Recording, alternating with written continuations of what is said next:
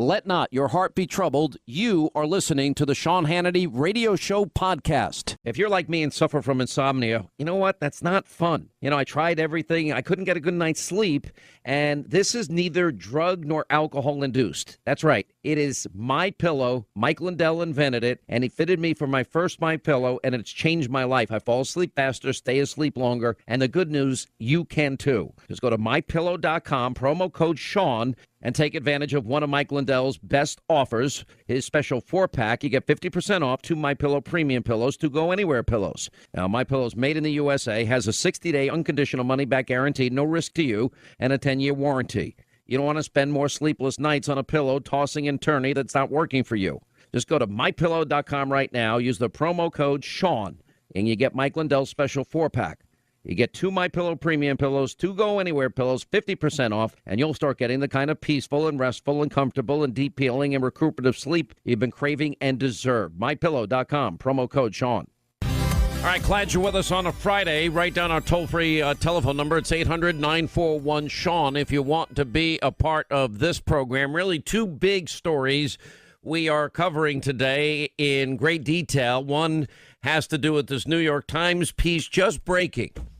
The ever-conflicted Rod Rosenstein suggested that he secretly record Trump and then discuss the 25th Amendment.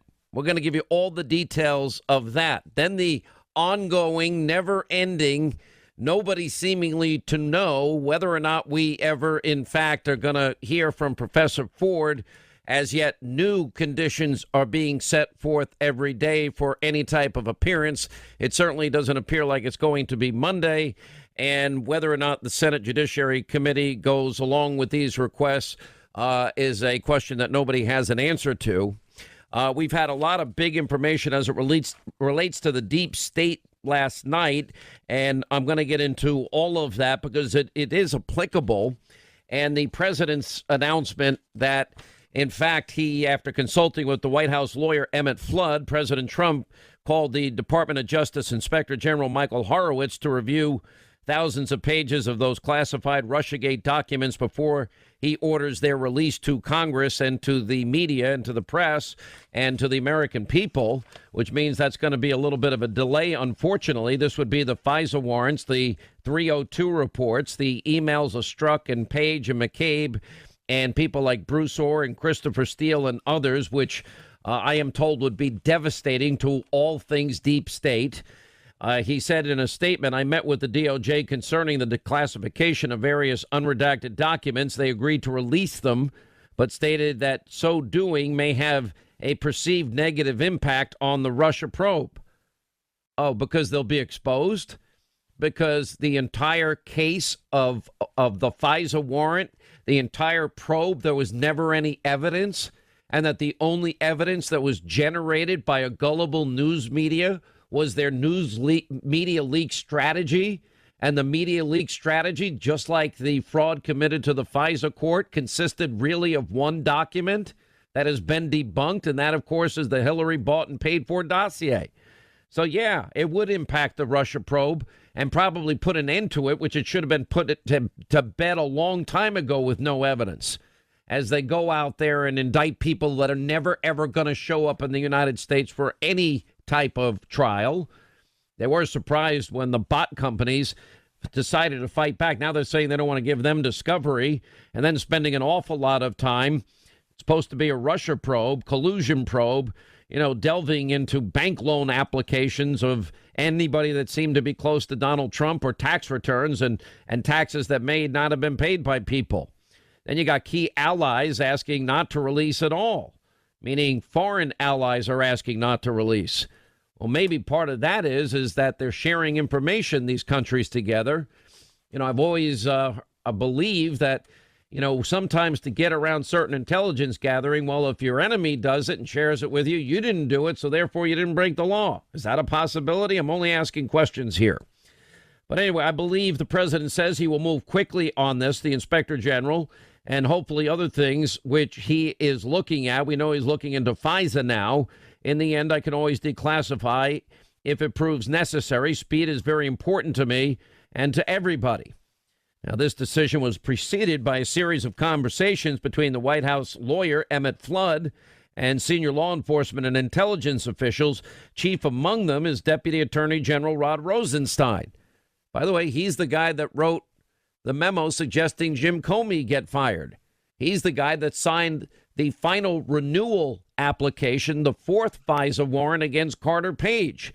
And we've since learned, of course, that the bulk of information that was provided to the FISA courts was the unverified, uncorroborated Steele dossier that Hillary paid for. And even Rosenstein himself has said, well, if you put your name to it as a law enforcement official, that's your name. You're saying certain things to the court. Well, they totally committed a fraud on the court because nobody verified, corroborated any of it.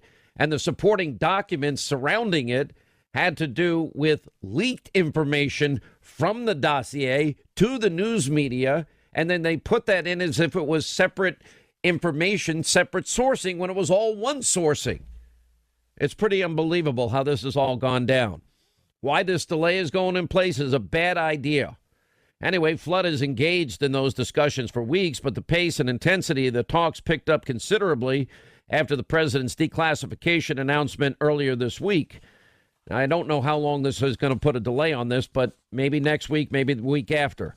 Now, on Monday, the president ordered the Justice Department to declassify significant materials from the Russian investigation.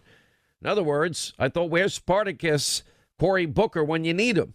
Because Cory Booker should be out there championing, transparency and the right of we the people to see this information.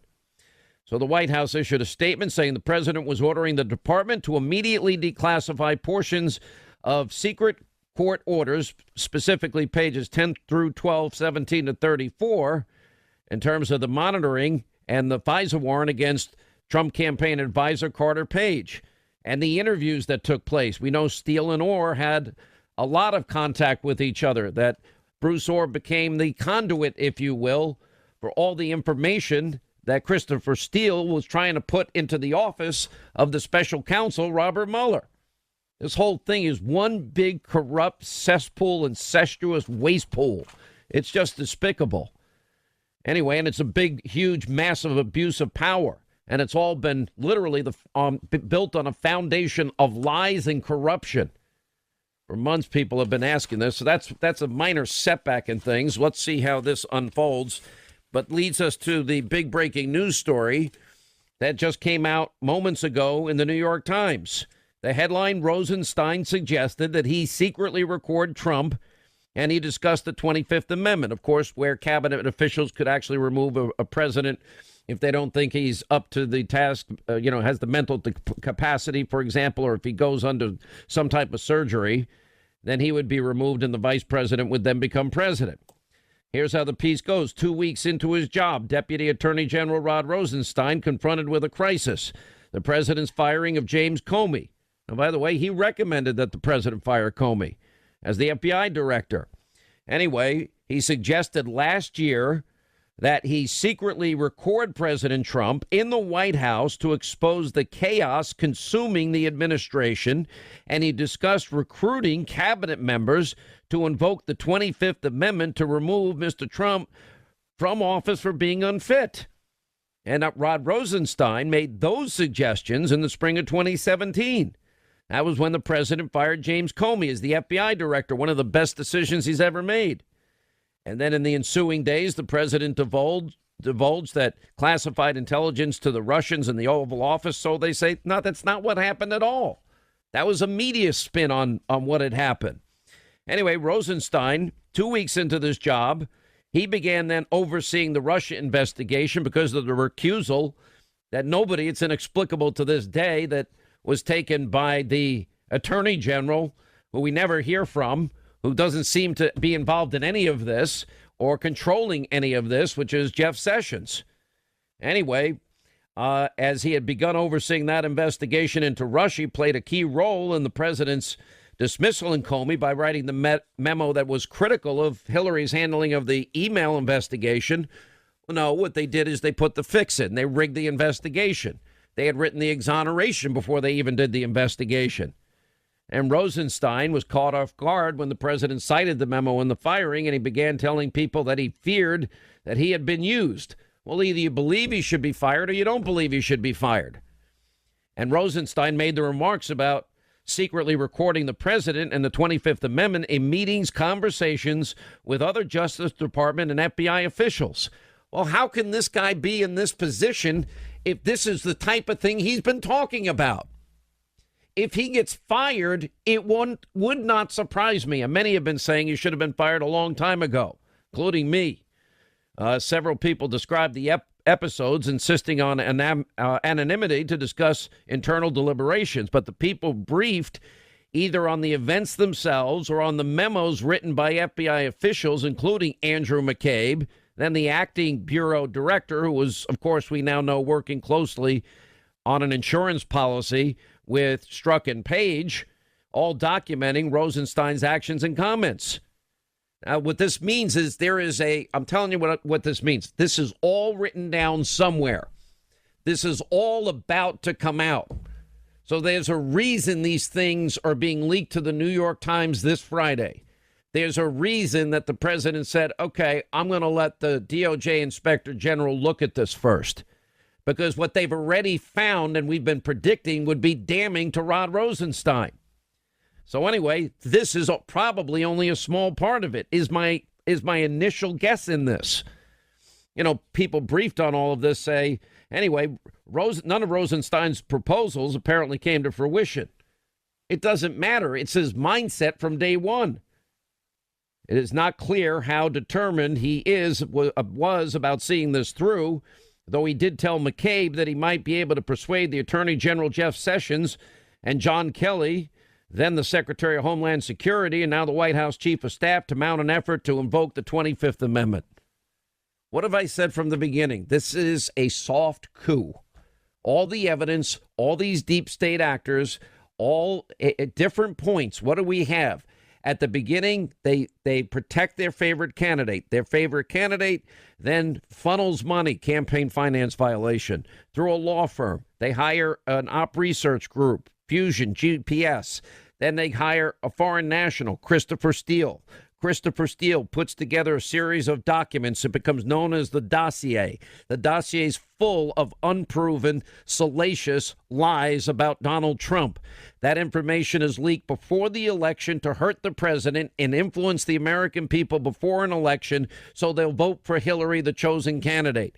But they still have an insurance policy in place, just like if you're 40 years old and you have a heart attack or something. And now we know what the insurance policy is. They took that same dossier that Hillary paid for and they started leaking it, just like Comey leaked to get the appointment of a special counsel. Well, so too did other people, according to these memos and these text messages of Page and Strzok, where they were leaking in with a media leak strategy for the direct purpose of also getting a special counsel appointed, all part of the insurance policy. And meanwhile, Lisa Page is admitting, and so is Peter Strzok, that they have zero evidence after 9 months of investigation into Trump-Russia collusion that if anything had happened at all. There's no there is what they said. Now, Rosenstein is disputing this account. The New York Times story is inaccurate, factually incorrect, he said. I will not further comment on a story based on anonymous sources who are obviously biased against the department. Biased against the department? The person that's biased here is the Department of Justice and the FBI against the president. Based on my personal dealings with the president, there's no basis to invoke the 25th Amendment. Oh, now he's sucking up to the president. All right, we'll get into all of this. We also will get analysis from Sarah Carter and Greg Jarrett coming up on the program today. Also, big breaking news that Sarah and John Solomon had last night. We'll delve into that more deeply. We have the latest in the ever-changing will she testify or not testify, Professor Ford, and what the new demands to testify are. That's all coming up in the course of this Friday program. With only a kite, a house key, and wet hemp string, Benjamin Franklin captured lightning in a bottle. Over 260 years later, with a little resourcefulness, ingenuity, and grit, we're not only capturing energy from the sun and wind, we're storing it, ensuring Americans have the energy they need whenever they need it. Learn more about the nation's leader in energy storage at nexteraenergy.com. Hannity.com. Interesting development as it relates to this New York Times bombshell. Rod Rosenstein suggesting he secretly record Trump and discussing the 25th Amendment. Mediaite put out a piece today, and they found a statement released today by Andrew McCabe. It didn't deny the New York Times report on Rod Rosenstein that he allegedly considered surreptitiously recording conversations with the president in an attempt to remove him from office. The allegation revealed in a memo written by McCabe. Quote, Andrew McCabe drafted memos to memorialize significant discussions he had with some high-level officials and preserve them so he would have an accurate, contemporaneous record of those discussions, read the letter from McCabe's attorney, Michael Bromwich. When he was interviewed by the special counsel more than a year ago, he gave all of his memos, classified and unclassified, to the special counsel's office. A set of those memos remained at the FBI at the time of his departure. He has no knowledge of how any mention of the media obtained in those memos. And Rosenstein, who, is saying it's inaccurate and incorrect, I don't believe Rod Rosenstein. In this case, you got to remember, Andrew McCabe is facing a grand jury and possible indictment.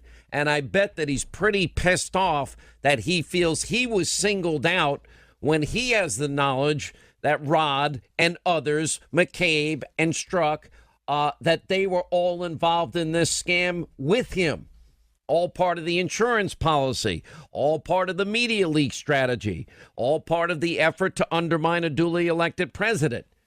While the media has been literally fed a bunch of lies and take it and run with it every single day for 2 years, we have slowly but surely been revealing real truth, real evidence about high-ranking FBI, DOJ officials that have abused their power and their position, first to stop Donald Trump from ever getting elected, and then to destroy him when he did get elected. And that's what we're now living through. Now they don't want to hand over the documents that the president demanded be handed over because it's stuff like this that is going to be revealed. This is but a small portion preview of coming attractions. All right, let me see if I can put this together. And I know everybody's so busy and there's so many details and names and events that represent a lot of work that our ensemble team here and on television have been all over and have been proven right again and again on about the deep state, about the sabotage, about the abuse of power that has taken place at the highest levels of our FBI, Department of Justice, within our government, all to pick and choose who a presidential candidate should be and to destroy the other presidential candidate, and then to destroy the person that they didn't like. Let me give you the Cliff Notes version so you really understand it. So it's 2016. We have an ongoing election. And if you remember, prior to the election, we ran into serious issues involving legality of Hillary Clinton and her secret server. In other words, she put classified, top secret, special access programming information on a mom and pop shop server in a closet at what's known as Platts River Network. And that information, it then became a criminal investigation with the FBI. Now, that was taken away from the field offices, which is a very, very rare thing to ever happen. And guys like James Comey and names that we didn't know at the time, Peter Strzok and others, were put in charge of this investigation. She was finally exonerated on July 5th of 2016. And then it reopened again after the Anthony Weiner laptop issue came up, but that's separate and apart. The only reason they did that is because they had that information for 10 weeks. And those in the New York Police Department that were aware that they weren't telling the public the truth were forcing those emails out into public. That's the only reason that happened. But anyway, so James Comey takes it away from the field offices where the rank and file, the guys that do all the real work for the FBI, the people of honor and integrity that you can and should trust every day because they're putting their lives on the line for us. And it becomes now a bureaucratic protection mode for Hillary. In early May of 2016, we now know that Peter Strzok, and James Comey were writing the exoneration letter for Hillary Clinton. And yet they hadn't interviewed her or 17 other key witnesses. In other words, that they put the fix in. The first draft of such, pointed out that she had violated the law, gross negligence. Well, that is the legal terminology. Well, that was changed to extreme carelessness on purpose to avoid reaching the legal standard in the Espionage Act. Then you take it when they finally do get an interview. Fast forward, they're writing an exoneration all the way from May up until the time they interview Hillary in early July. So they interview Hillary, presumably these other witnesses. I don't know if they even got to all of them. Anyway, Peter Strzok is one of the two people that interview Hillary, just like he was one of the two people that interviewed Michael Flynn. Anyway, 3 days after Strzok's interview with Hillary Clinton, then it was the infamous press conference of James Comey. Remember, bypassing the attorney general at the time because she, Loretta Lynch, was conflicted because just weeks before she had been meeting Bill Clinton on a tarmac in a plane for 45 minutes, supposedly only talking about their grandchildren. Nobody believes that story either. Again, putting more of a fix in here. Anyway, so Hillary, the favored candidate, gets to continue her campaign. And immediately after they exonerate Hillary, then they begin this phony Russia investigation. Not long thereafter, Lisa Page testifies 9 months into the investigation, they had no evidence, but that's separate and apart. So at some point in this investigation, Hillary Clinton and the DNC funnel money through a law firm, Perkins Coie. Perkins Coie hires Fusion GPS. Fusion GPS is an op research group. Fusion GPS then outsources the op research operation to a foreign national, former MI6 spy by the name of Christopher Steele. Christopher Steele puts together these different documents. Together, they become known as the dossier. It turns out that they're full of unverified, uncorroborated, salacious Russian lies. This is where, things like Donald Trump was in Moscow years ago, and there's a videotape of him with two hookers in his room in the Ritz in the Moscow, and the hookers are urinating on the bed. Not true. Anyway, then in August of 2016, again, now we're getting into the critical point of this election. Then we know that this unverified, uncorroborated, the FBI never validated any truth to this dossier. They used that phony dossier that Clinton and the DNC, who she controlled the finances of, paid for. They used that then as the basis for what is the first FISA warrant application so they can spy on a Trump campaign associate, Carter Page. And that would also backdoor them into all of the other or the rest of the Trump campaign, because they have the right through the warrant process to go all the way back and go into every aspect and tentacle into the Trump campaign. That's what's dangerous. Anyway, so they didn't tell the FISA court judges that Hillary paid for it, although they knew it. They didn't tell the FISA court judges that they didn't verify it. They should have. As a matter of law and as a matter of protocol. They didn't say that they corroborate any of this. They just presented it to the judge. And as Andrew McCabe had said, if there's no phony dossier, there is no FISA warrant by any FISA court. So there were multiple frauds committed against the courts. And it gets even more sinister. Then we have people leaking the information from the dossier, never corroborated, within the government. This is when it gets into people like Clapper and, of course, people like Brennan and others, because they want the information disseminated to the American people to create an image that all of this is true so that people will make the decision to vote for Hillary Clinton, and they'll use lies and misinformation and propaganda and distortion to do as much. Well, that's not how it works in a constitutional republic. We have the rule of law, and it's got to be followed. Nor should we have one administration propagating what the great irony here is, it's Russian lies. Anyway, so as we've learned, Donald Trump shocks the world, wins the election, and then this process continues. There are 3 subsequent applications to continue the FISA warrant on the Trump transition team. and then on the Trump administration in the earliest days. And then we get to the point where is the firing of James Comey.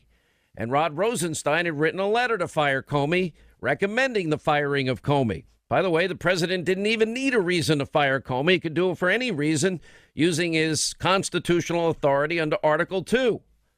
Anyway, Rod Rosenstein also was the person that signed the last FISA application, the third subsequent application warrant against Carter Page. Now we have the Nunes memo after long investigations. Then you have the Grassley-Graham memo. And what did they discover? That the bulk of information presented to the court was the unverified, uncorroborated, Clinton bought and paid for, foreign national put together, Russian dossier paid for with funneled money. And that became the basis of everything. And the way they would supplement their applications is by leaking specific information to members of the news media. Michael Isikoff is but one example.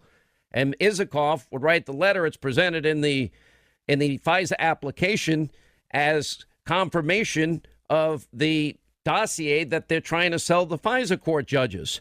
It's the biggest fraud ever committed on a court. It's all done because they hate Donald Trump. You know, I can give you a lot more details here. Then you've got this whole group of people hating Trump before the election. Brennan, Strzok, and Page. Hillary should win 1,000,000 to 1. Please tell me he's not going to be president. Please, please. We'll stop him. And we've got an insurance policy. And then at the time, let's get this to Andrew before, meaning Andy McCabe, while he's the acting director, before we can do something else. And then they have a media leak strategy. James Comey, he leaked purposely to the media and admitted it. Well, you're not allowed to legally do that. And he leaked it to his professor friend at Columbia that gave it to the New York Times. Then you had the media leak strategy of Strzok and Page and others. And what you have here is the group of powerful people using the powerful tools of intelligence that we give them to protect us, and they are turning it on the opposition party candidate before the election, then the president-elect after the election, and then the president himself, all in an effort to bring this president down. I'm keeping out some details, but I'm trying to give you the full context and texture of what's going on here. Now the New York Times is saying Rod Rosenstein suggested that he secretly record Trump and discuss the 25th Amendment. Now he's denying it, but there's a big problem for him. The New York Times has just released an article today as well. And basically, this whole issue of Rod Rosenstein and his plan to wear a wire, obviously to entrap a president, his boss, is pretty clear now that we know the source of the information was Andrew McCabe, the one that's fired. We have a grand jury looking into him, which means deep state conspirators who tried to steal the 2016 elections. This is not going to be good for any of them, are now turning on each other because they all know that they're facing potential jail time, all of them, for their abuse of power, their misuse of intelligence. Anyway, the New York Times says the people were briefed either on the events themselves or memos written by FBI officials, including Andrew McCabe, then the acting bureau director, and that he documented Rod Rosenstein's actions and comments. And none of Mr. Rosenstein's proposals apparently came to fruition. It's not clear how determined he was about seeing them through, though he did tell McCabe that he might be able to persuade Jeff Sessions and John Kelly, the Homeland Security Secretary at the time, now the chief of staff, that they can invoke the 25th Amendment and get Trump out of office that way. And McCabe, who was later fired, declined to comment. His memos have been turned over to the special counsel investigating whether or not Trump associates conspired with Russia. No evidence of that yet. Just to the contrary, the only one that worked with Russia, paid for Russian lies, was Hillary. But a set of those memos remained at the FBI, and he doesn't know how it was given to the New York Times.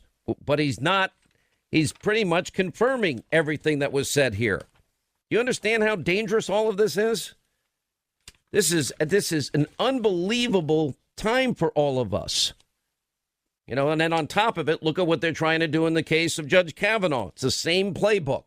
Smear, slander, character assassination, besmirchment, no due process, rush to judgment, guilt by accusation, no presumption of innocence. It's one big, huge left-wing swamp sewer game that's gone on forever. And then in comes the great disruptor, Donald Trump. And all of it is now being exposed. Both Sarah Carter and John Solomon had unbelievable reports last night. And new discoveries struck and Page texts and emails have been unearthed, casting suspicions on the Obama administration's involvement in all of this. There was a text from on January 3rd, 2017, just before Trump is inaugurated, struck telling Page, well, he, like us, is concerned with oversharing, doesn't want Clapper giving CR cuts to the White House. Excuse me. Just shows our hand and potentially makes enemies. We're unclear what CR cuts means, but it probably means classified raw intelligence. Now, in other words, according to all this reporting by Solomon and Carter last night, high-ranking FBI agent Peter Strzok was concerned that Clapper, head of the DNI, and the Obama White House would actually weaponize the intelligence against all his political enemies. They wanted bad information on Trump. They started this phony narrative to begin with. The same Clapper that spews anti-Trump vitriol on fake news CNN, and the fake Brennan that does it on conspiracy TV MSNBC. Now, these texts occurred during a critical time, less than 3 days before the intel community released a report claiming the pro-Trump Russian interference in our elections. And just one more piece of evidence that at the highest levels of government, they were involved in an effort to malign President Trump. They tried to destroy him before the election, and they tried to get him removed after the election.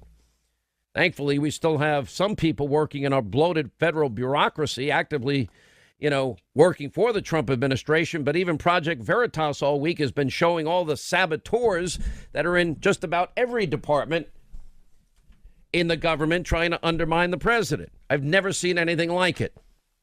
And there's only one thing that's gone on here. They thought they knew better than you, the American people. They thought you should vote for Hillary, 100 million to 0. And when you didn't do it, they set out because they knew better to undo an election. Well, what do you call that in any other banana republic? Because that's turning America from a great constitutional republic into a banana republic. And if this deep state doesn't get exposed, we're all going to be in trouble. The rule of law, equal application of our laws, all of these things matter.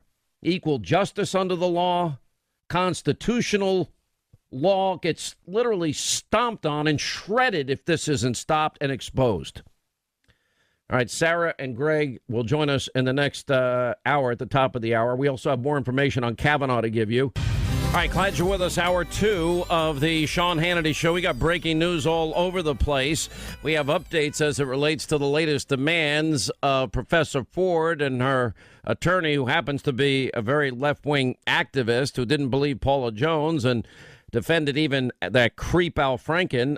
We'll get to that and the status of all of that. It looks like one way or another, this is going to be decided by the end of next week. But more importantly, the New York Times now with a big bombshell report. We've been telling you for a long time that Rod Rosenstein was a very, very conflicted figure in all of this Mueller investigation nonsense. He's the guy that wrote the memo suggesting the firing of Comey. He also signed the third renewal warrant, FISA warrant, the third renewal, the fourth one signed altogether, that was based on Hillary's phony dossier. Well, now we know that Rosenstein said apparently more than once, suggesting that he surreptitiously go in, secretly record Donald Trump, and then try and get cabinet members, including General Kelly and some others, to join with him and invoking the 25th Amendment, rallying support among cabinet members. We've always said he's a deep state figure. He only got the job, his position, because of the ridiculous recusal of the attorney general at the time. And that attorney general, of course, was Jeff Sessions. Jeff Sessions has been like missing in action. You can't find him doing anything. Now it gets even deeper into all of this, as we now have McCabe, the deputy FBI director, that we now know a grand jury is been convened looking into his actions. He doesn't deny at all the New York Times Rosenstein report in a statement that he has memos that absolutely back this up. In other words, he's the source for the Rosenstein bombshell. Now, why is this all happening today? And there's more news to get to. Why is it all happening today? Well, I think a lot of it probably is due to the revelation that the president has decided to allow the inspector general to look into whether or not there is any classified material in the issues involving the declassification of certain documents involved in the Russia probe. And that would mean all of the texts of Strzok and Page and McCabe and Orr and Steele and everybody else, the 302 memos that we've told you so much about, the FISA application, particularly the one that Rod Rosenstein had signed, pages 10 through 12, 17 to 34. And now the Inspector General Horowitz is going to look into this.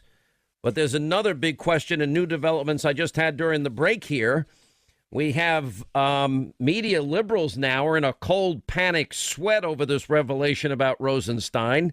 The headline over at Vox.com is Rosenstein's ouster may now be imminent. Well, frankly, it should be. If this is true and we have the McCabe memo that proves it, how could he possibly serve in that capacity? And that he has been part of this deep state cabal from the beginning. Remember, I just went through the last hour. First, to prevent Donald Trump from becoming president, and then to destroy him as president-elect and as president. Lisa Page's testimony, after 9 long months investigating Trump-Russia collusion, they had nothing. So they came up with a media leak strategy. And all the other developments we've been telling you about. Too many to mention now. But anyway, that's really bad news for Mueller's Trump-Russia probe. Goes on to say Trump, who's long criticized Rosenstein, could very well use this to fire the Justice Department second in command. Absolutely, he can. Now, here's even another twist to all of this that should blow you away. And this is in the New York Times report. Before deciding to appoint Robert Mueller as the special counsel, get this. Rod Rosenstein actually considered appointing the lawyer for Hillary's hatchet man, Sid Vicious Blumenthal. This is listen, if you want to know the vicious side of the Clintons, there's your guy, Sid Vicious Blumenthal. Imagine having his lawyer as a special counsel who Rod Rosenstein was going to appoint. Now, Rosenstein also considered appointing as a special counsel James Cole, himself a former deputy attorney general. 3 of the people said, and Mr. Cole served 4 years as the number 2 in the Justice Department during the Obama administration and worked as a private lawyer representing one of Clinton's longtime confidants, Sidney Blumenthal. I mean, all of this is just the most unbelievable. What is it? It is all part of the biggest abuse of power scandal in American history. And by the way, the DOJ official who would replace Rod Rosenstein would be a Comey Mueller critic. It appears if the president does decide to fire Rosenstein over the latest New York Times report, which would be the right thing to do, in my opinion. Well, the next in line would be a person by the name of Noel Francisco, former George W. Bush White House Justice Department lawyer, whom Trump last year named to be the Solicitor General representing his administration and the U.S. government before the Supreme Court. And while his views of the Russia probe are not publicly known, as a private lawyer in 2016, he accused Comey's FBI of overreaching and high-profile political investigations and overstepping its investigative authority arguments, similar to those voiced by people like myself. All right, for the full hour now, we have Sarah Carter, Fox News investigative reporter. She's been there from the beginning. Greg Jarrett, author of the #1 New York Times bestseller, The Russian Hoax, The Illicit Scheme to Clear Hillary Clinton and Frame Donald Trump. And he is a civil libertarian, and he is a criminal defense attorney. David Schoen, welcome all of you to the program. Sarah, let's start first with you in the news. It's getting louder by the second. It's getting louder, and Sean, they are going to have to actually announce or appoint someone to do a thorough investigation, because now that we know those memos are out there, and remember, this is what Congress has been asking for some time. There has been a big fight in getting McCabe's memos. A lot of people knew that McCabe kept copious notes. They wanted to see the memos. Now these memos have leaked to the New York Times, and it's explosive, because what it's saying is that Rod Rosenstein, with others, along with others, look, Rosenstein wasn't just talking to himself. He wasn't sitting in an office just babbling like a lunatic. He was in there speaking with others. Jeff Sessions, other people within the office. He actually was planning on invoking the 25th Amendment. He was talking about that, of removing the President of the United States, of wiretapping the President of the United States. So the government definitely needs to investigate this. There needs to be a thorough investigation, and anybody connected to this is going to have to be removed. There is no way Rod Rosenstein can stay there. And you know what surprised me even more, Sean, was the fact that the Department of Justice spokesperson on background, who spoke to both CNN and some other news outlets, said that, oh, well, he was just joking around. You don't joke around about something like that. That's joke around, exactly. That's when you have nothing to defend. But it's interesting that Rosenstein himself went to the president to slow walk the documents that he declassified this week, and that he wanted unredacted in expeditious fashion. Now, that doesn't mean it's not going to be released, but the inspector general is looking at it, and apparently the president said to do it quickly. Your thoughts, Greg Jarrett? Well, Rod Rosenstein has been, as I've said on your air, has been trying to obstruct the release of documents because those documents incriminate him. And now we know the McCabe memos incriminate Rod Rosenstein.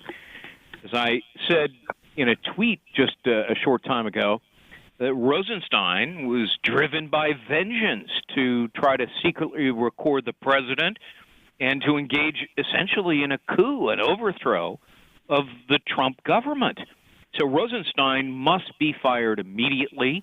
He was clearly biased against the president, and yet he's the guy who is supposed to be objectively in charge of the Mueller investigation. So the special counsel investigation should be terminated. This illegitimate probe has been tainted by corruption from the very beginning. It's exactly what I argue in 12 chapters of my book, The Russia Hoax.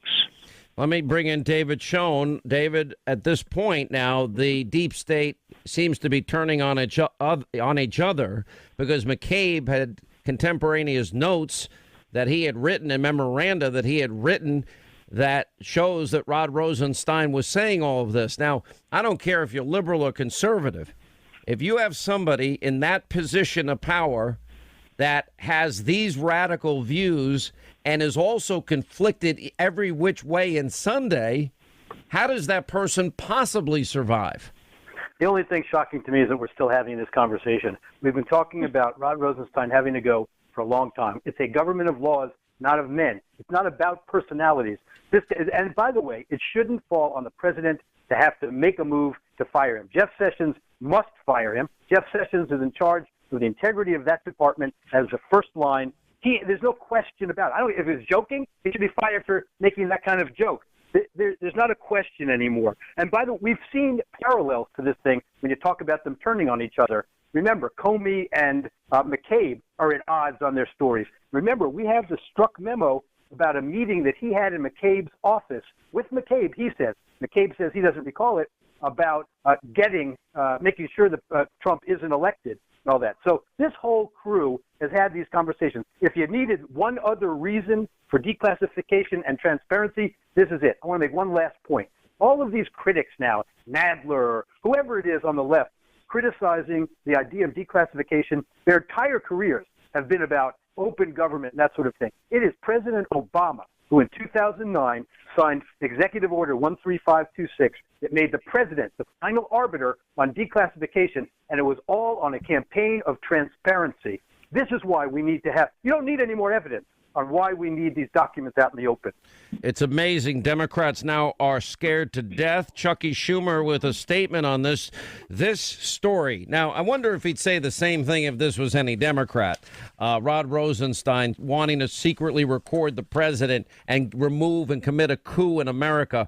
Anyway, he said this story must not be used as a pretext for the corrupt purpose of firing the deputy attorney general in order to install an official who will allow the president to interfere with the special counsel investigation.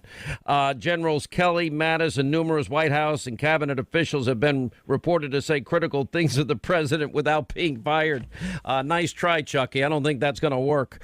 Sarah. This isn't just critical. This is stating a coup. I mean, what we've seen, Sean, from the beginning has been a concerted effort to remove this president once he was elected. We knew beforehand they were trying to stop him from getting elected. After he was elected, there was an insurance policy. People were working in concert with one another to see him removed. And I'm telling you, the evidence just keeps growing. Every time we think, oh, there can't be more than this, something else comes out. Right now, I think another issue, and I know what David Schoen's saying, if Jeff Sessions even had an ounce of integrity, he would go ahead and fire Rosenstein immediately. The problem is, was Jeff Sessions involved in these conversations? So now who's going to take care of that? Because there may be evidence out there that we just don't have a handle on yet. And if Jeff by the Sessions way, there was a suggestion. It was a suggestion that, in fact, Andrew McCabe has Jeff Sessions in one of these Rod rants. Now, he has a notorious temper, but all right, you guys stay there. We've got to take a break. We'll have a few more moments with David, Greg, and Sarah. Joe DeGeneva and Victoria Tunsing at the bottom of this half hour. We'll have full coverage tonight. We'll get it together for you, 9 Eastern, and the latest on Judge Kavanaugh coming up. All right, here we go. All the evidence that you needed that, in fact, the deep state is now turning on each other. McCabe's lawyer has now come out and insisted that the memos that led to the New York Times article, Rosenstein suggested he secretly record the president and discuss the 25th Amendment, meaning that he was trying to create a coup along with others, that now McCabe is saying that those quotes are accurate. We continue with Sarah, David, and Greg Jarrett. Greg Jarrett, your reaction. This was, and I said it a moment ago, it's worth repeating. This was an attempted coup. This was a plot to overthrow President Trump. And there were saboteurs who plotted this in the Department of Justice and the FBI, and I'll name them. Rod Rosenstein, and he should be immediately fired for this. James Comey, he was a saboteur and a plotter, and he was already fired. McCabe, of course, fired. Peter Strzok, fired. Lisa Page resigned before she was fired. These were all of the participants in an attempt to frame Donald Trump for something he didn't do, and they knew he didn't collude with Russia. They didn't care. They used a phony document that they knew came from a guy who just made it up, who hated Trump, and they used it as a pretext to try to attempt this coup of our government. All right, we're running out of time. Quick last comments from Sarah and David. Sean, I believe there will be so much more evidence coming forward. There were more people involved in this. Now we know Rod Rosenstein and what his involvement was, as well as the other officials from the FBI. I guarantee you we're going to see more evidence come out about higher-level officials within other agencies, and we've got to keep our eye out for that. There needs to be a complete criminal investigation into this, and the government needs to purge those people from these agencies that were attempting to do this and expose them for what they are. David. If Senator Schumer and Jerry Nadler have a beef with anyone, it's with Mr. McCabe. Tell him not to keep detailed notes. Michael Bromwich is his lawyer, former inspector general. He says he kept detailed notes. He's not a fiction writer. These are from his notes. Rosenstein is out. Sessions has to fire him. I don't want Noah Francisco in there either. It's a cesspool. Clear it out. Bring someone in from the outside. And all right. Schumer and the others. Thank you all. Well, more on Hannity tonight. Joe DeGeneva, Victoria next.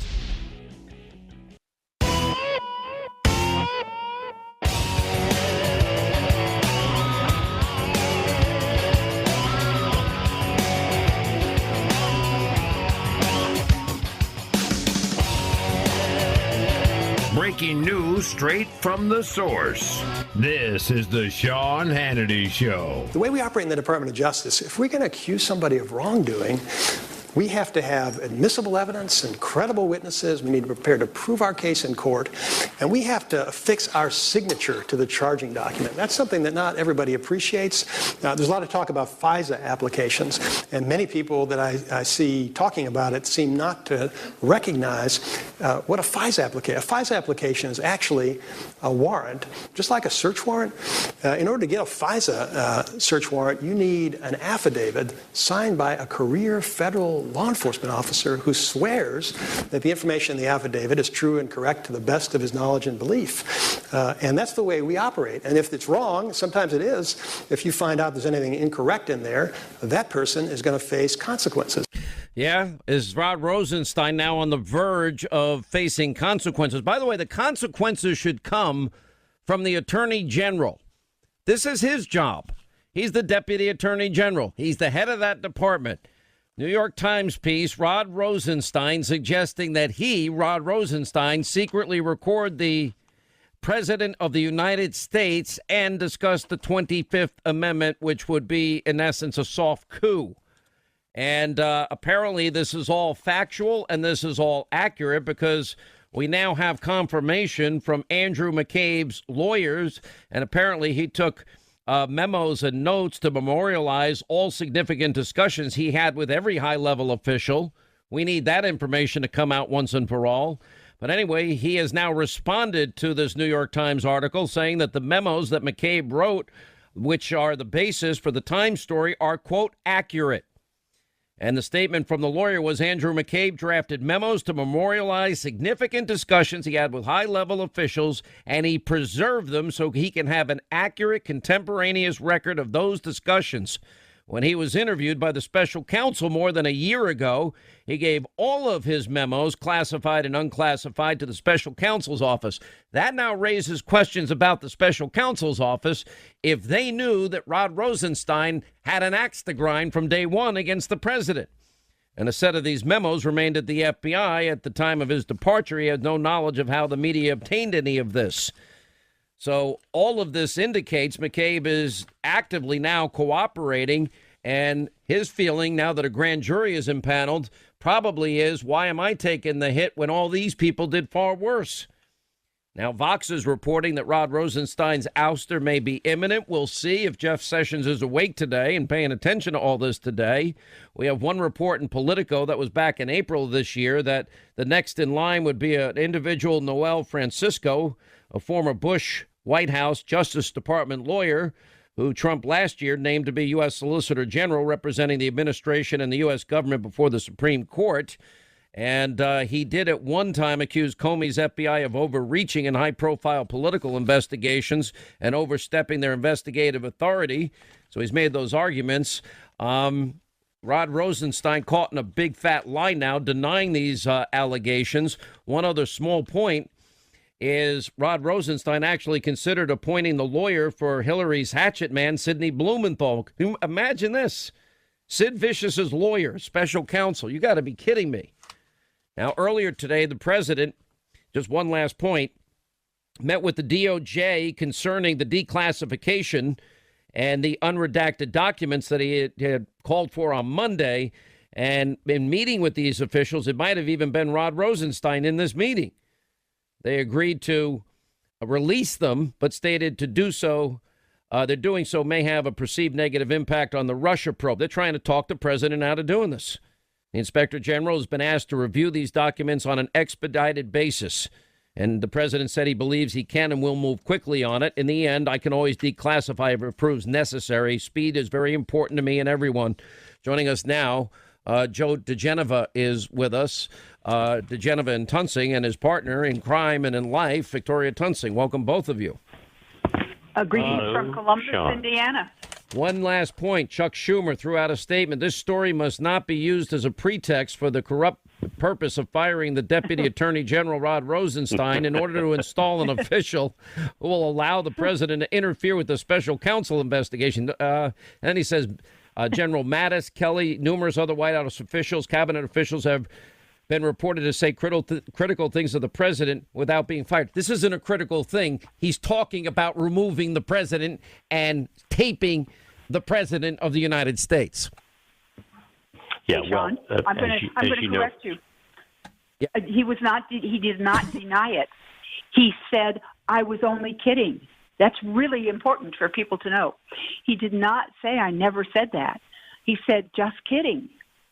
Well, that's what his argument is now. Oh, just kidding. Maybe I ought to do this, but just kidding. That doesn't sound like the way that McCabe wrote it up as a just kidding memo. The point here is that from the very beginning, when Rosenstein appointed Mueller, it was clear that he had acted out of pique.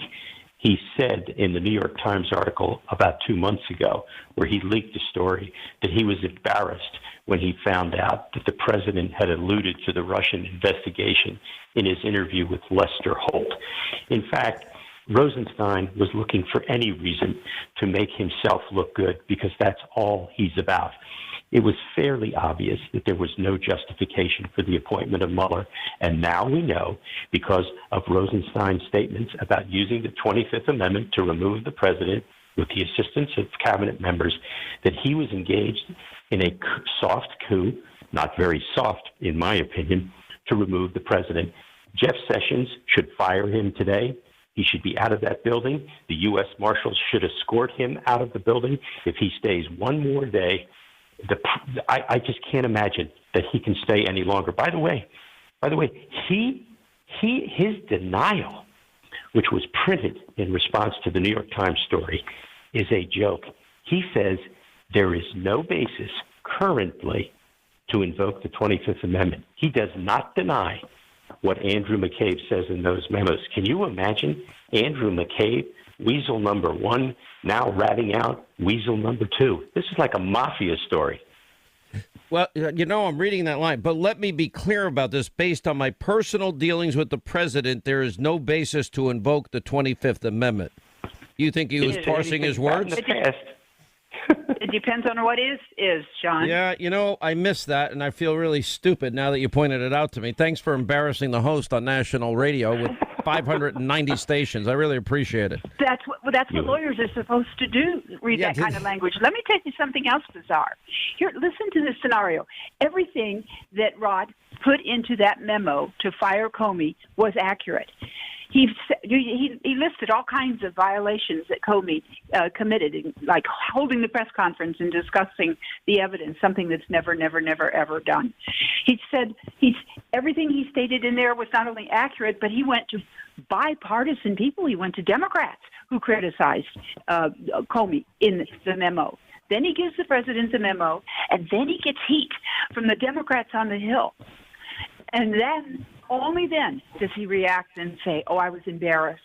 I really didn't mean it. I've got to be honest. It is just unbelievable. So the process should be very clear here in terms of what should happen. This is now this is a test again, but he's failed every test leading up to this. If you're Jeff Sessions tonight, Rod Rosenstein comes in, it's just a joke. I didn't really mean it. And Andrew's probably just mad because Andrew knows that there is a grand jury that's been impaneled, et cetera, et cetera. So he's not going to do anything. The problem for Jeff Sessions is that he doesn't have any choice. I know that there's supposed to be a meeting tonight when the president comes back. He's on Air Force One, I think, right now, coming back from whatever he was doing today. I think it was a VA event. This is a singularly distinct moment for Attorney General Sessions. He has, as you said aptly, Sean, he has not been up to any of the previous occasions. He could save his job if he fires Rosenstein tonight. All right, but he won't. Why do you think the president met with the DOJ? Apparently he was getting calls from key allies, he says. I can imagine who they are. Why do I suspect that, and I've heard this has gone on for many, many years, in the cases where surveillance is illegal, oftentimes allied countries of ours will do the surveillance for them, they'll do it to us, and then we get reports back and forth. Is that true? Yep. That's yes, true. it is. So Yes. When I was a justice, that happened. Yes. So why do I suspect that the countries, whichever countries they are, key allies of ours, that they have been doing perhaps some what would be illegal on our part or on the part of our intelligence, and maybe passing on key information that our government has wanted? And that's, I can't think of any other reason why they would be engaging the president on this matter, not to release or declassify or give away this unredacted material. So I assume that they may be complicit. Hey, Sean, they may have been told that there's certain information that they are concerned about, but it doesn't mean that people did something illegal in their respective countries. There were times like we were prevented from going into, I think, certain sectors in when Berlin was divided, and we couldn't do it. And so then we would ask the Germans to do it because they could under their law. So there are technicalities in individual countries' laws that prevent you from doing something, but it wouldn't shock the conscience. It wouldn't make you think, oh, this is really bad stuff. It's just technical kind of stuff that they can carry out. But here's the point as well. The Australians are up to their scuppers in this through the former ambassador, and so is the UK and MI6 up to their scuppers in this with regard to Halper and Mifsud. And there are things and activities which they were asked to do by McCabe and Strzok, which they did. So they have what are called equities in having their role not mentioned. I don't have any problem with that. I just want to know who the Americans were. Well, I want to know who the Americans were. But listen, you know, intentions mean everything. If you go to an ally and you say, I need you to surveil Joe DeGeneva, and they do it for you, and then you get the information, really it's a backdoor way of breaking the law, isn't it? No, that would be illegal. That would be illegal. You can't set up somebody to do something that is per se illegal for your own but good. with the capability of technology, can't there be broad, sweeping intelligence pickups in even entire states and regions? They have the capacity to do that. Then, of course, you can filter through it for keywords, key names if you want, and then you can get any information you want out of it. So the reality is there is a way to bypass the Fourth Amendment to our Constitution and allow allies to do the dirty work for you. And the way they did it in the case of Carter Page was they lied and said that he was being recruited by the Russians and was thus becoming the agent of a foreign power, which they knew to be false. So that's exactly right, Sean. Yeah. But it was to our own courts that they lied. Well, we now know that 4 Pfizer warrants were 4 examples of a fraud committed on courts. We just know it. Oh, absolutely, and categorically, that is exactly what happened. They lied to a FISA court. The courts, by the way, have figured this out, and that's why they favor the release of the information. They said it's up to the executive branch, and we have no objection.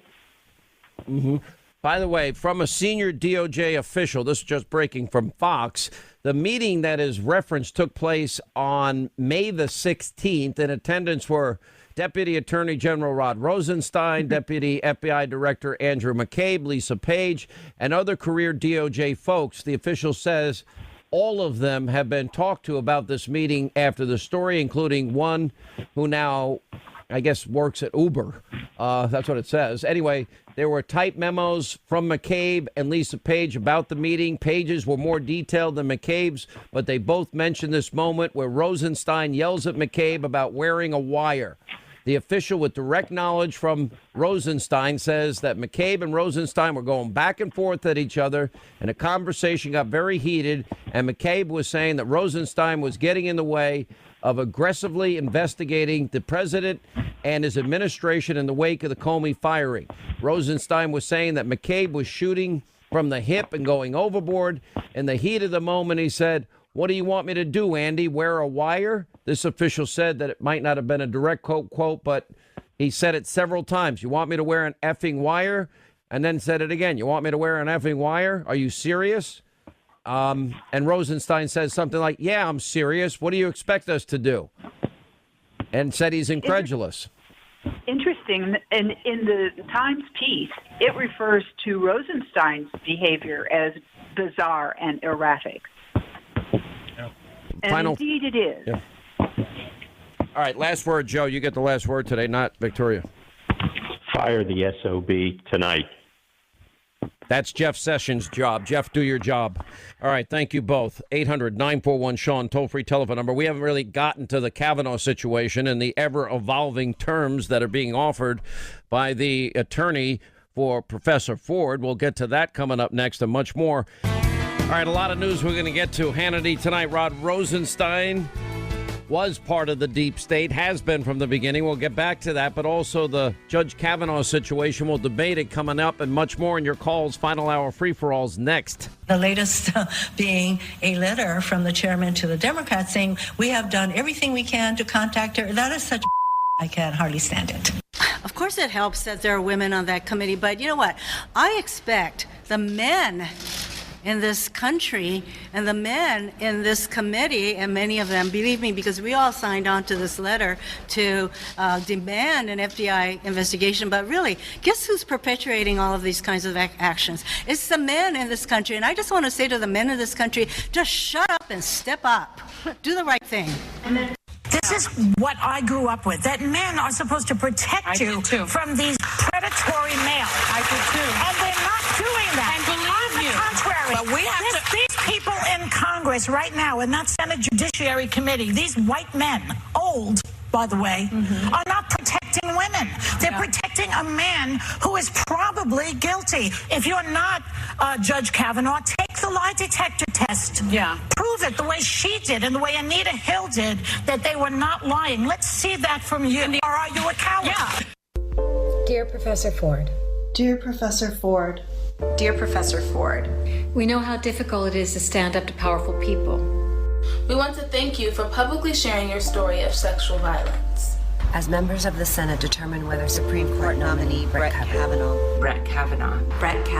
should serve as a Supreme Court Justice. The Supreme Court Justice. This context is critical.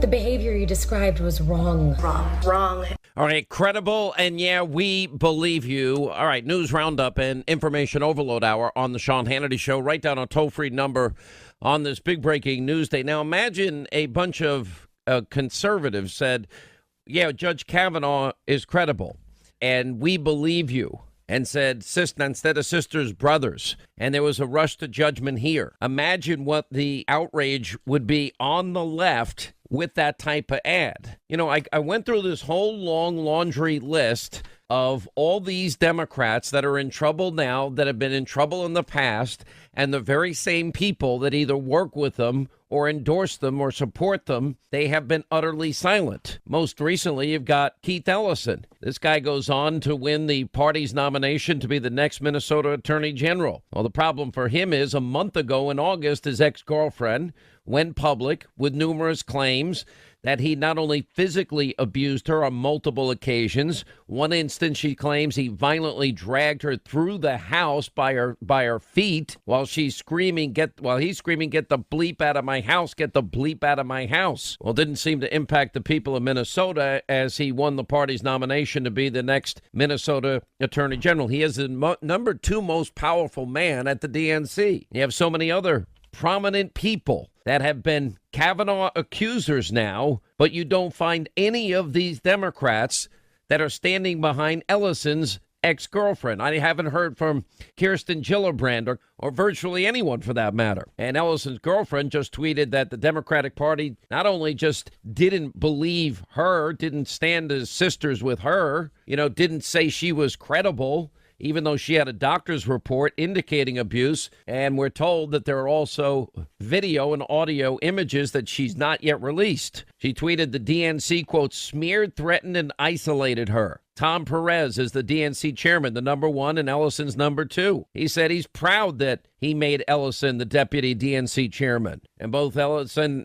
we've asked them for comment. You don't get anything. Then you got, the horrible things in the divorce papers of Sherrod Brown, where his ex-wife literally details abuse allegations against him. Here's a small part of an ad that is running against him in the state of Ohio now. Now, Senator Sherrod Brown is facing his own Me Too movement from his past. These court records show sworn evidence that Brown's ex-wife accused him of abusing her. She said Brown assaulted her. A judge had to issue a restraining order. Later, she said Brown violated the court order, pushing, shoving, and bullying her. Brown claims it's a family matter, but his ex-wife, like other victims, has a right to be believed. This senator had to resign when evidence emerged he mistreated women. Why is Senator Brown different? Now, she might support him now politically, but pushing, shoving, and bullying is what the court record is. I don't hear any of his fellow senators going to bat in that particular case. Never mind the Clintons. That's a whole separate chapter and verse. You know, exposing himself, Clinton, to Paula Jones and asking her to kiss it, or groping and grabbing and fondling and kissing and forcing a kiss against Kathleen Willey in the Oval Office, or the allegation of rape, or the lies and smears that were told about Jennifer Flowers. You know, the Clintons are revered by these very same Democrats here. The double standard is breathtaking. All right, we're following that story today, and the other big story is a New York Times bomb that has come out. Rod Rosenstein, the man conflicted in 1,000 different ways as the acting attorney general, it seems, as Jeff Sessions is missing in action, that he suggested they secretly record President Trump and discuss the 25th Amendment only 2 weeks into his job as deputy attorney general. And meanwhile, he was dealing with the issue of firing James Comey. He wrote the letter of recommendation to fire Comey. And then, of course, he's the one that appointed Mueller because Jeff Sessions had recused himself. And meanwhile, we know he himself signed the fourth and final FISA warrant. It's unbelievable what's happening. Unbelievable days. Anyway, Jonathan Gillum and Danielle McLaughlin join us now. Welcome, guys, to the program. Tell me about the hypocrisy of your party, Danielle. Why the interest in one allegation 36 years ago? Every other person in Judge Kavanaugh's life paints a very different picture of this man. And while I do believe it should be taken seriously, the very same people that are calling for such seriousness or going against Judge Kavanaugh as a result of this, how many people are saying, I believe him, I believe him, she's credible, I believe her, rather, I believe her, I believe her. Is that fair? Is that the presumption of innocence we all cherish dearly or not? No, it's not. Judge Kavanaugh has the presumption of innocence, and any rush to judgment here on either side is completely unacceptable. I think that's why it's so important that next week both parties get a full and fair hearing. Dr. Ford needs to have her story heard, and Judge Kavanaugh needs to have the opportunity to defend himself. Both of their families are getting threats. This will follow both of them around for the rest of their lives. And I don't want to see a rush to judgment on either side. I don't want to hear Democrats saying that he shouldn't be appointed to the court because we don't know what happened and we haven't heard from both parties. But I also don't want to hear Mitch McConnell say, Judge Kavanaugh is going to be appointed. We haven't had the hearing yet. Jonathan Gillum, your thoughts? Well, having been an FBI special agent and investigated crimes and done background checks for political appointees, there's nothing here. There's no provable, first of all, allegations.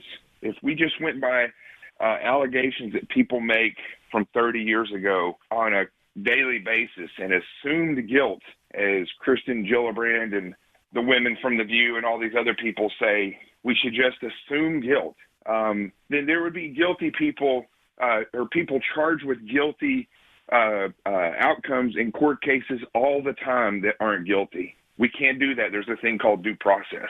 And personally, if I was doing a background investigation and somebody alluded to something that was 30 years ago, the only thing that we would do is turn that over in the investigation. And then if the investigating party wanted to follow up on that, they would turn that over to the local police to look into that. The point is, what is she going to add to her story that is going to convince people that this happened, considering it is the antithesis of what everybody else who knew him back at that time say about him, 65 women in particular. Then you have his other friends in high school that say he had impeccable character, his girlfriends in high school and in college.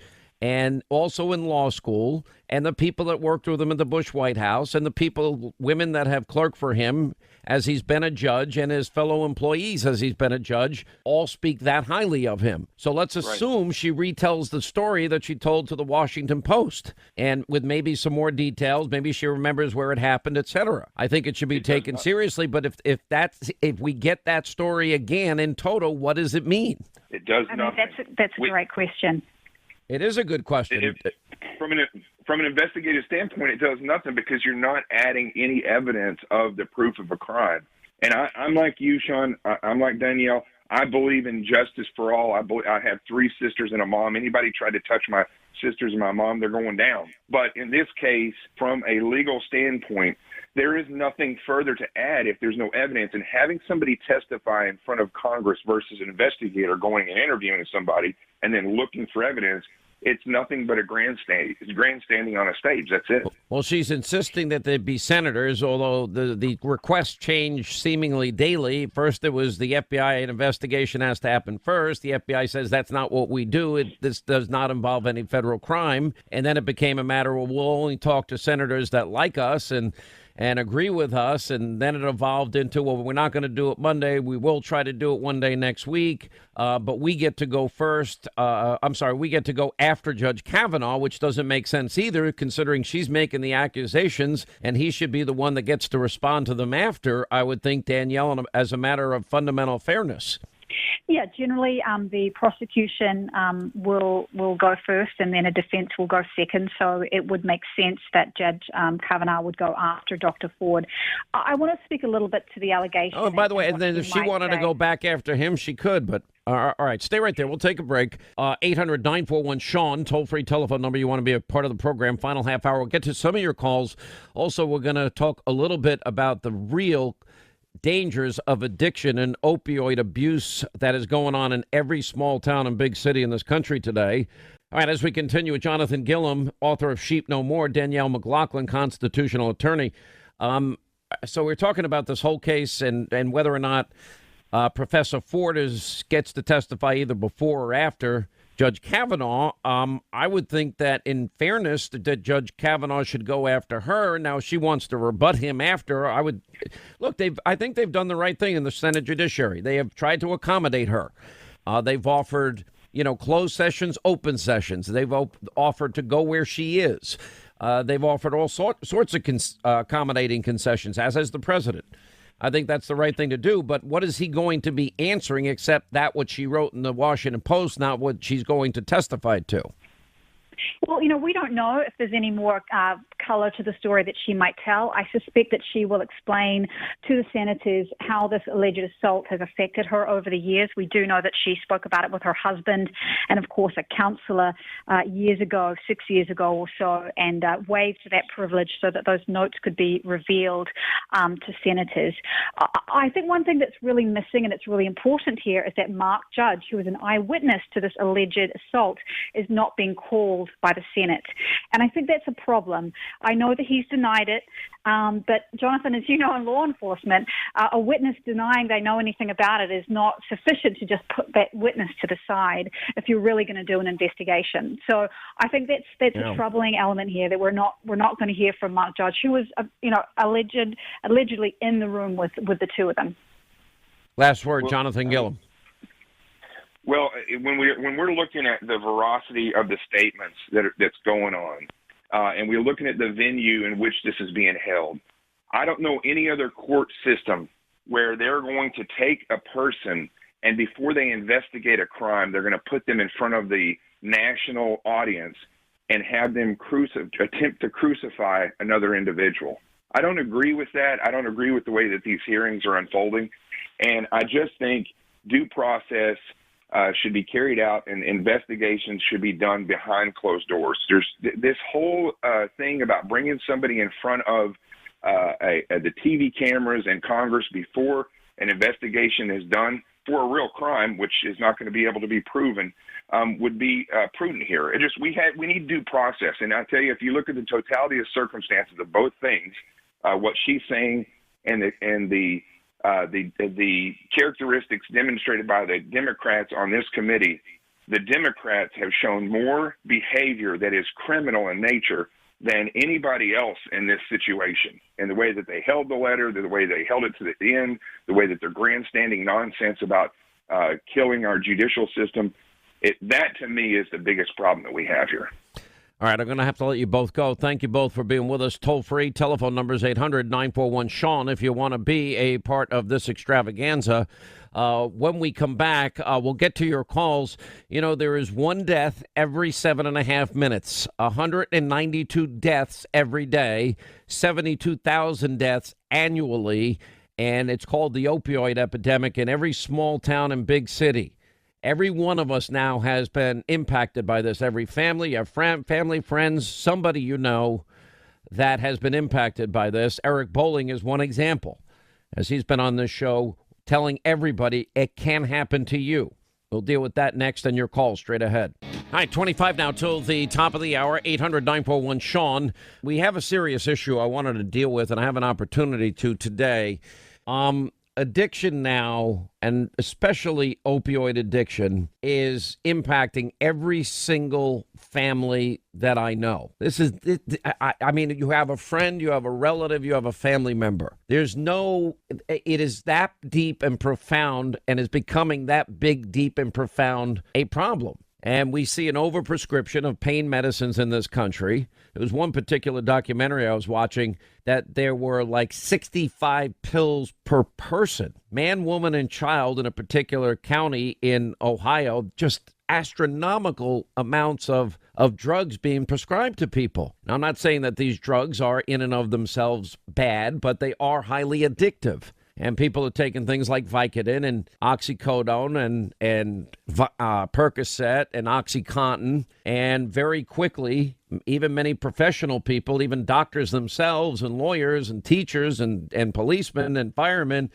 people like that are getting addicted. But more importantly, it's impacting our kids. And now it's gotten even worse because a drug called fentanyl is being laced and put into just about every drug that is being sold, even marijuana. I mean, if you buy weed, there you go. It's in there, too. It all came crushing home to all of us at our Fox family. One of my good friend, Eric Bolling, it's just over a year now that he lost his son who had purchased a Xanax from somebody at school. A Xanax is, an anxiety medication. Well, that anxiety medication was tainted with fentanyl, and he died from that one use. It was over. And he's been working, I know, with the president very hard to make people aware of how dangerous the opioid epidemic is.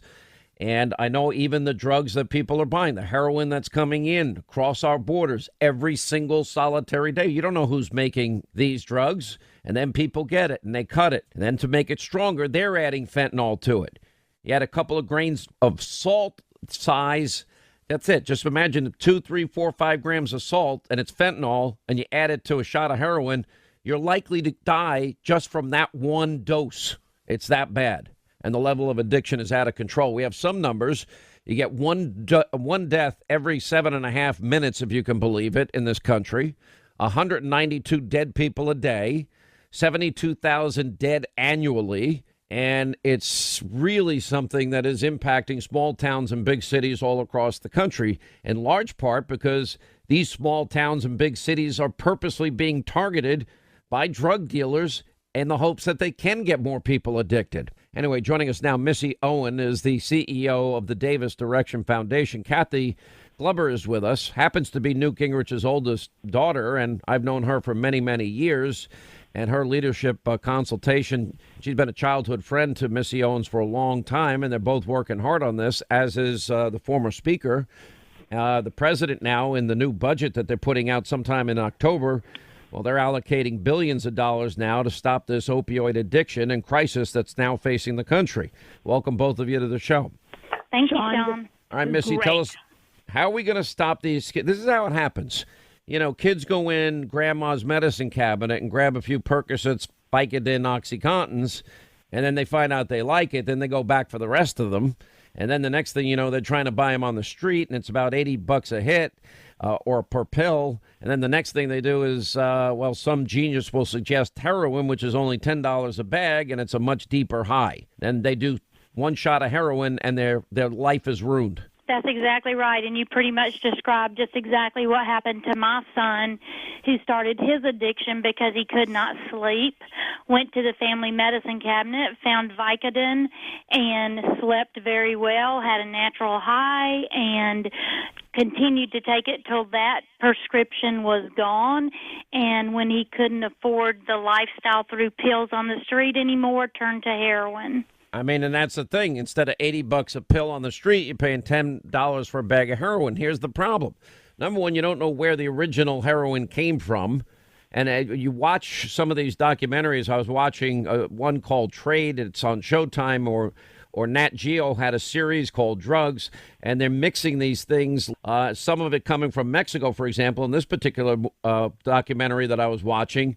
Then they bring it into the United States. Then dealers are cutting it up. As they cut it up, they're adding other chemicals to it, the most dangerous, of course, being fentanyl. Kathy. No, Sean, you're exactly right, and it is a terrible national crisis, which is why Missy and the Davis Direction Foundation are hosting the first of its kind conference in Marietta, back in Georgia, where my dad was from, this September 26th to the 29th. It's all about innovative recovery.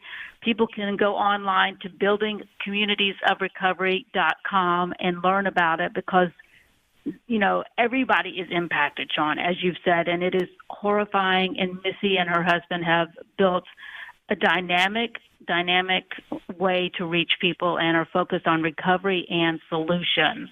Well, I think that's a good point, too. And so tell me more about your son. You lost your son, eldest son, Davis, a heroin overdose. How long was he addicted to these drugs, Missy? The best that we can tell, Sean, it was about 18 months to 2 years. He went through some very stressful things between high school and college, and that's when he started his addiction. He was 18 years old at that point, and he died when he was 20. That's so sad. The one thing Eric Bowling always says when he's on the show talking about this, and I've had him on a couple of times, is he goes, don't think it can't happen to you. It can happen to you. Maybe That's you think exactly right. And Davis was just an all-American kid. He was senior class president, and at the graduation, he gave the commencement speech to over 3,000 in attendance, and then went on to be a Dean's List student in college. But what we find is that, and I found this with Davis too, when he went through rehabilitation, and he only went through one time, he got sober, but he didn't get well. And we found that people get well in communities that embrace recovery and are actually supporting the recovery lifestyle through things like peer support and a place like The Zone that we have opened here in Marietta, which has become a local, state, and national model of recovery support.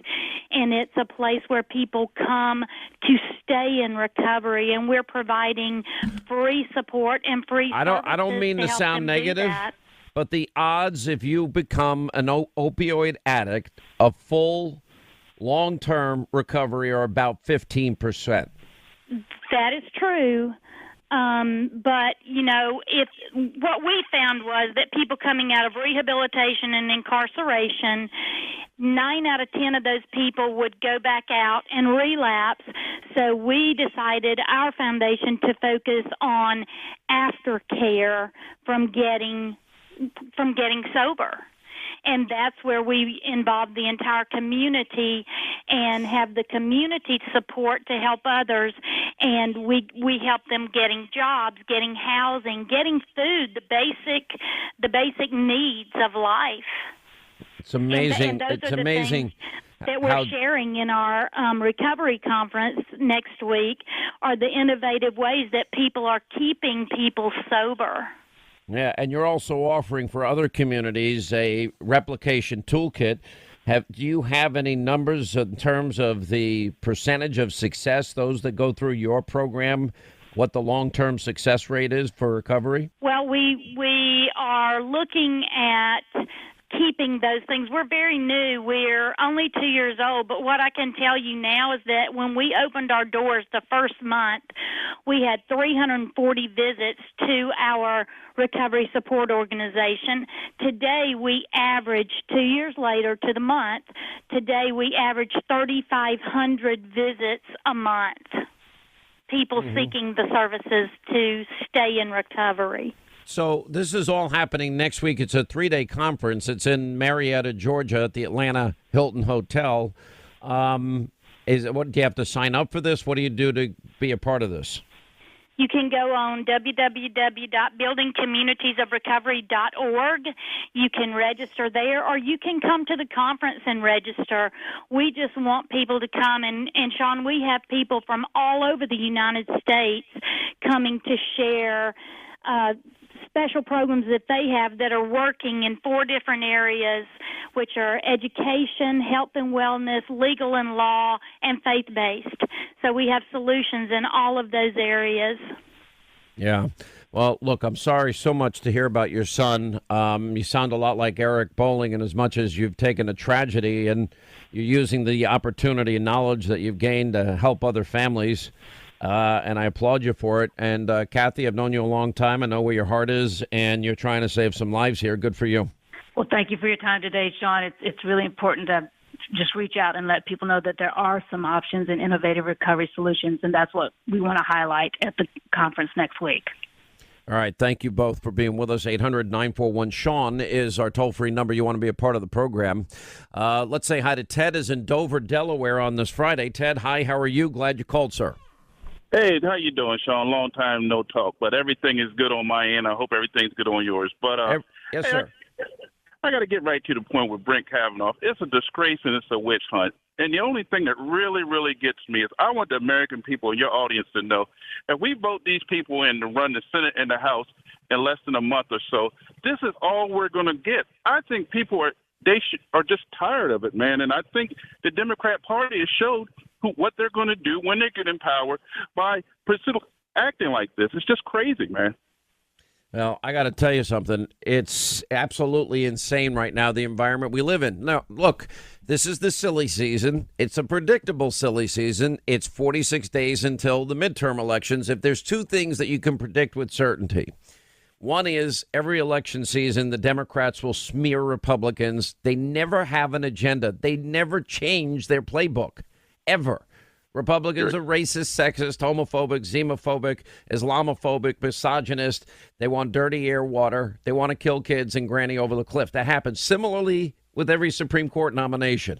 It's smear, slander, besmirch, character assassination at the worst level. And, Sean, and that's why I say everybody has a right to be skeptical, you know, in this particular case, because they've done this last-minute game before. They do it all the time. And you look at the attorney for Professor Ford, and she is a political activist that didn't believe Paula Jones and said horrible things about her and supported Al Franken. She's not consistent on the issues involving women. Nobody's questioning her credibility. I haven't heard any of these same people go after Keith Ellison. So we know it's political. But with that said, it's a serious allegation. Let the woman be heard, and let all the people that have also known Judge Kavanaugh over these many years, let them speak out.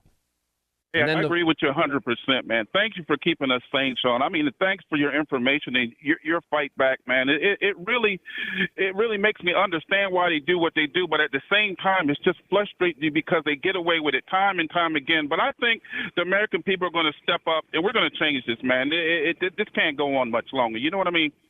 You got it, sir. All right, thank you for being with us. Back to our phones we go. As we say hi to Donna is in Staten Island. Hey, Donna, how are you? The all-new AM 710 WOR. How are you? I'm good, my friend. How are you? I'm good. What's happening? So, like the caller before me, I'm very disturbed that somebody can just come out of the woodwork after 3 decades, make disturbing allegations, and almost possibly destroy somebody's life in addition to their career. And then on top of that, they get to make terrorist-type demands, in my opinion, in an attempt to pervert our justice system. How on earth is this happening? This is really scary to me. And I mean, I don't know what the opposite word of a misogynist is, but it seems like our society is tending to go